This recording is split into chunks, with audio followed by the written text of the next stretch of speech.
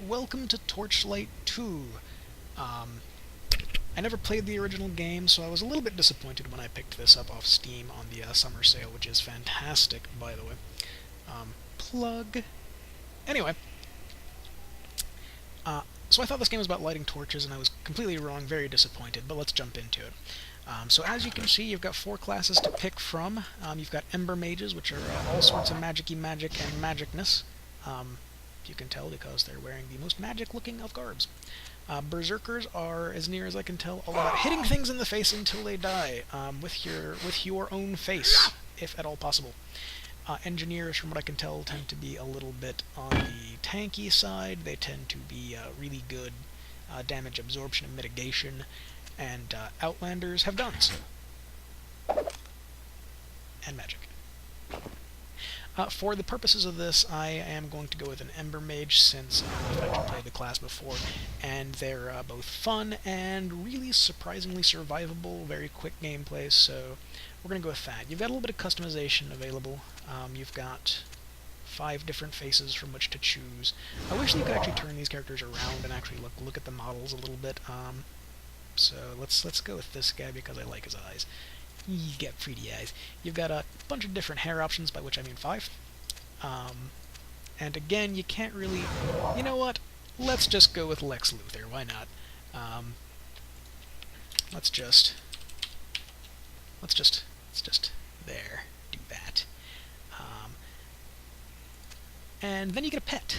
This is one of the cool things about this game that I actually haven't seen a lot before in these Diablo-style games, is that you get a thing to come along with you, help you, fight out if you decide to do this in single player, which I am. And also it can run back to town and sell you some stuff. That was almost like English. I am going to pick a stag because he's got pretty antlers, and I find the idea of Lex Luthor riding a stag to be hilarious. So, check. Wait, what was his name? Digit? Digit. Done. Alright, we're just gonna go for normal mode. Just for the purposes of let's playing. I know it's not terribly difficult or anything like that. But anyway, so here's this dude. He's got a heart in his staff, and that is effing metal. Yeah. Game does have cinematography. It has cool cutscenes. I'm going to ignore those. I'm not going to show tips since I already know how to play this game. One thing I do like is that it's got a little bit of a sense of humor. Second most interesting horse I've ever seen. You can bring up everything with the push of a button. It's got I think this is as far as I can go. Now the cool thing You should is being carry a on to the Diablo Asterian Enclave, but you're on your own. Warn them that the alchemist destroyed Torchlight. I'll warn and them. Anyway, You have a new quest.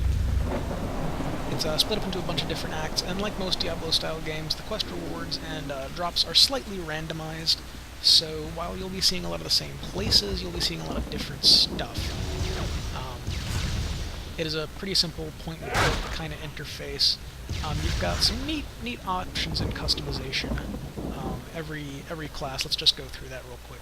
Every class has 3 different skill trees, with a bunch of different things that unlock at specific levels, and a bunch of different passive skills. So for your Ember Mage, you've got Inferno, you've got Frost, and you've got Storm. These skills are not locked to their specific trees, so, for instance, if you want, say, Death's Bounty, you do not have to have all of these previous skills at level, what is this, 28? You just unlock it. And you can put points in there as you choose.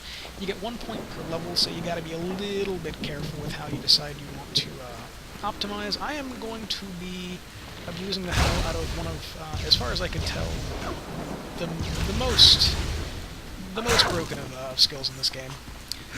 Which I suppose anything without a competitive aspect to it doesn't really matter if it's too OP, but still a little bit strong for my tastes.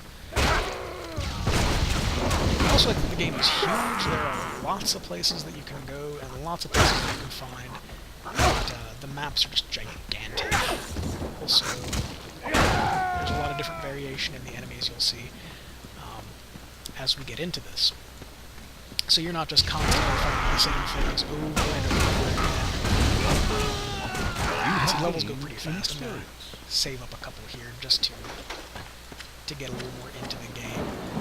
This particular segment is just going to be this little opening area up until the first town, or until I decide that I've ran out of time. So I'm not going to bother leveling up before the end of this. I'm just going to go straight on through it, shoot some dudes with some fire, and we'll get right into it. Granted, this trap doesn't really care. Occasionally chests will be trapped. If at all possible, try not to stay next to them. Come on, Digit. Rapids up here. One of the things I really enjoy about Ember Mage is the charge bar that they get. Every class has a charge bar, and they do different things when they're fighting.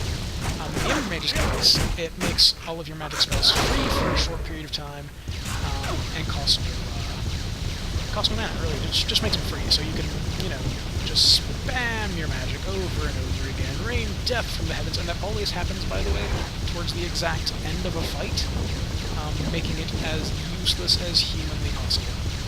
I'm sure if we were playing this on harder difficulties, it might be slightly more useful. Also, probably should have held off on that until I got to there were actually things to shoot at. Not enough money. And occasionally you'll see What's your business here?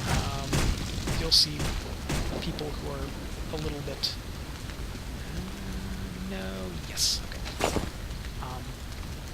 who are in trouble, and if you fight off a couple of things, they will give you a pretty terrible quest reward. Most of the quest rewards for those are pretty good. You can at least sell them. I mean, that's something, right?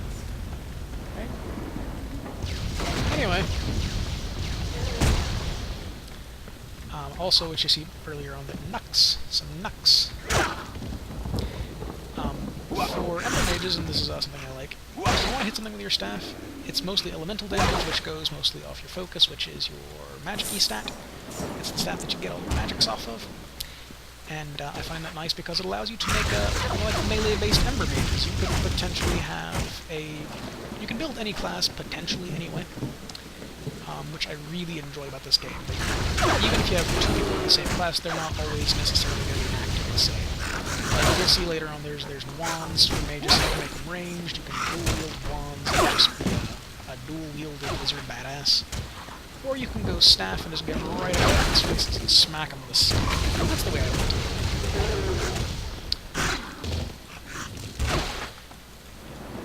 Also, your pets are actually useful, which is something you don't see a lot in these games. But a lot of times they give you a little pet companion to come around with you. It's just not terribly useful. It's just kind of there. It's more of a flavor thing. But no, they're actually really good in this. They're really quite useful on a number of skills. When we actually find spells, we'll get into that. But for now, just keep in mind, hit rattlers with stick. You have gained. Also, the giant voice in the sky, I assume... I'm just going to call him Ted. His name is Ted now. Ted likes to tell you when you've done things like gained levels or gained reputation. Oh, there's a skeleton in that barrel. There's some morbid implications behind that. But anyway, Ted likes to tell you when you've gained levels or when things have happened that you might be interested in. Like gaining reputation is something that you won't see for a bit, but oh, I didn't see that. Scream Drinker. He will drink your screams. Apparently not. Golden Key, which means somewhere around here there's a golden chest. Golden chests tend to have better than average loot. So let's see if we can't find it. We'll probably just stumble across it as we're wandering around here. This being the starter place, you would think it would make it too hard to find.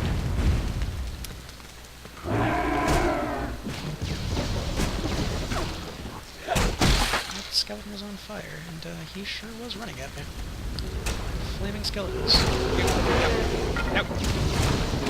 Mad Death Fire.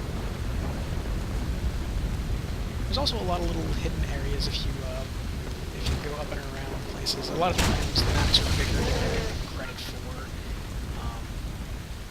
if you're just going from point A to point B, you can miss a lot of stuff in the interim. So I always like to try and explore these maps. Oh, look, it's a golden treasure chest. I've got a golden treasure chest. And it was trapped.